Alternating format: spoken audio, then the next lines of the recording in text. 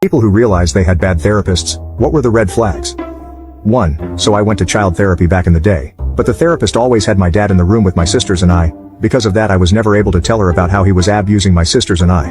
I remember every time I answered a question I'd be looking at him for an okay on the answer.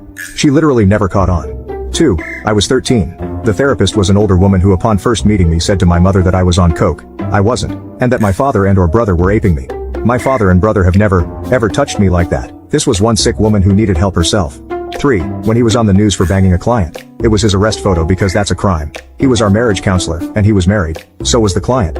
4. The one I went to after my suicide attempt at 16 had some, not so compassionate opinions. My very first session, one thing I told her was that I was bullied a lot at school. Her response was, well, suicide attempts are usually done in order to manipulate others.